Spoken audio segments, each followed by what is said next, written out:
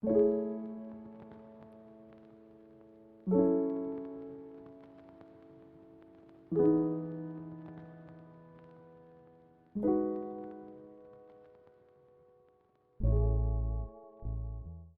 to my humble little art studio, which is in fact my bedroom. I just thought that maybe I would show you my setup for this drawing. I have two light rings either side because the lighting situation is very unpredictable, let's say. I'm recording this on my main camera and I use my iPhone as backup footage. I'm currently using the Ohuhu sketchbook as well as the Ohuhu markers. I didn't record the sketch for this because it just took me too long. We'll talk about that a bit later, about my struggles. I've been using the Ohuhu markers for quite a number of months now, and I'm very happy with how they perform. They're a very good quality marker. In fact, I haven't actually used my Copic markers since I've got these. Just highlighting this marker, the V230, because it is the best shadow marker. Everyone asks me this question, so there it is. To save myself a lot of wasted time and pain, I put down some rough colors in Procreate just so I can get an idea of how these colors were going to look together. And obviously that's going to save me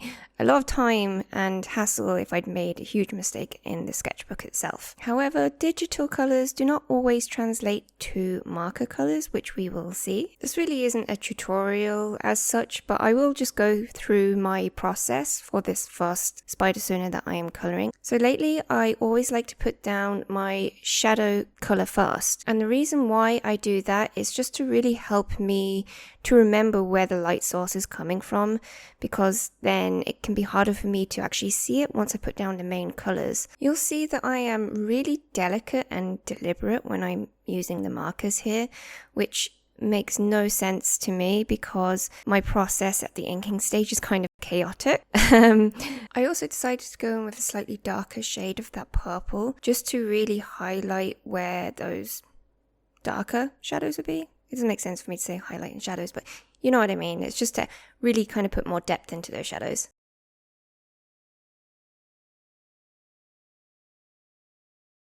See what I mean? Super organized with my markers. I'm terrified I'm going to pick up the wrong one.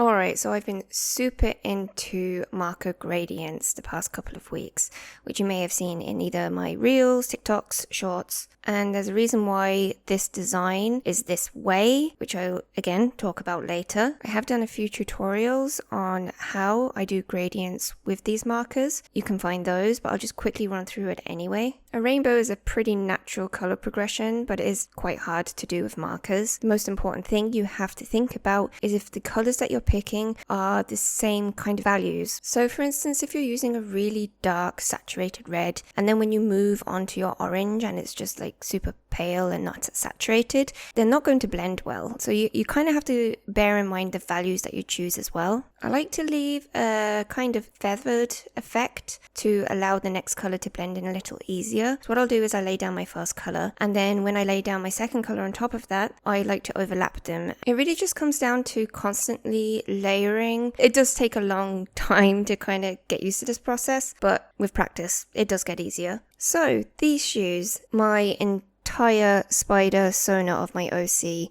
has completely stemmed from these shoes. I saw them on Pinterest and I wished I had them, and I ended up doing a drawing of them alongside the very first iteration of my OC, who does not have a name yet, so tell me what you think she looks like.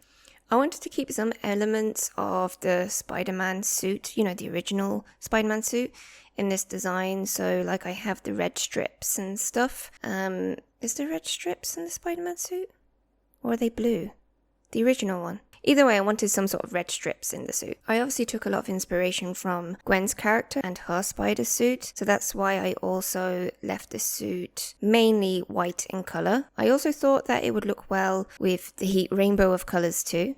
So here is where I made a really bad mistake. So like I was saying earlier about picking the wrong values when you are trying to blend your markers together, and this red was far too dark for the blue that I chose. I just wasn't thinking, so I tried to darken it up with a darker blue, but that point where they meet has gone very, very dark, and there's really nothing I can do about that except to maybe darken the red or try and blend it out with a colored pencil, which is what I tried to do. But honestly, I just didn't bother.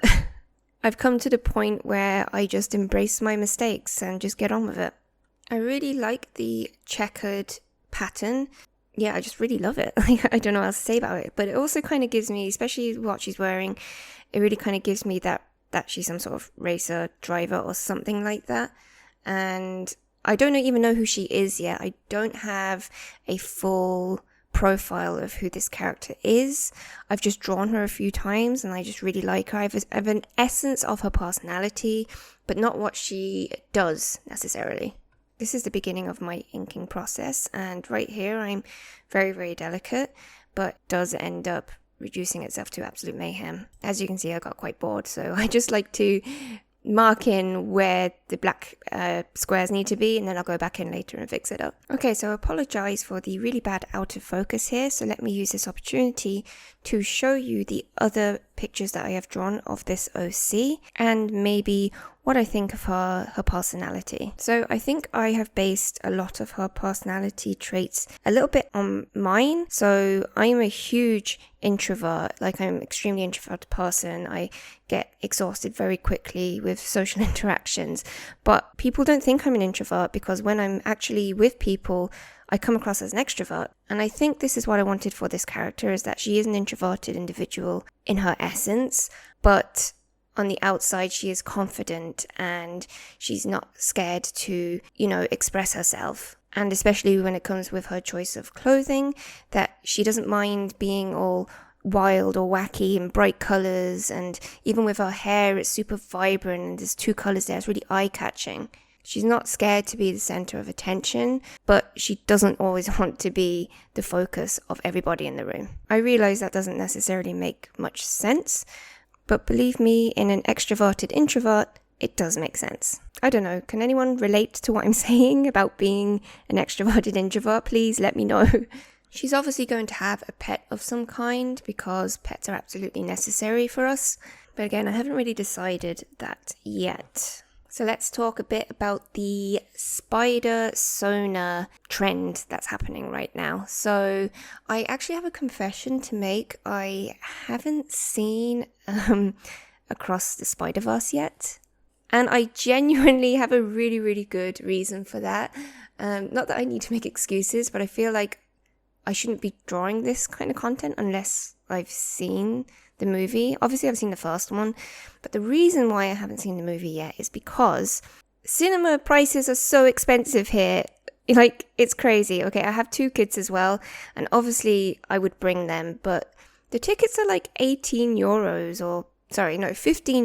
for an adult, and then something like 11 or 12 euros for kids. So you're looking at about, I don't know, like 50 euros just for tickets, and you have to buy the suites, and like it's an expensive day out. And I'm currently moving into a new house, which is expensive, and I'm going to be forever in debt now for the rest of my life. And I realize this sounds like an awful excuse to not be fun and not bring my kids to the cinema and be an awful human being, but the timing's just not right.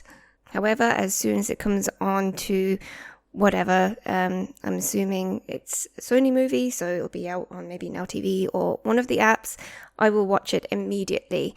However, all of the art I have seen since the movie was released has been so inspiring. Like, I just wanted to draw something so bad because of all of the incredible art that I have seen. And I feel like in moments like those, you kind of have to seize that feeling and that opportunity when you are prone to art block, or when you're prone to not feeling that motivated to draw, that when you are so inspired, you just do it, you go along with it. However, I really struggle with character design. It's just not something that I'm very good at. It's not something I've ever really done before.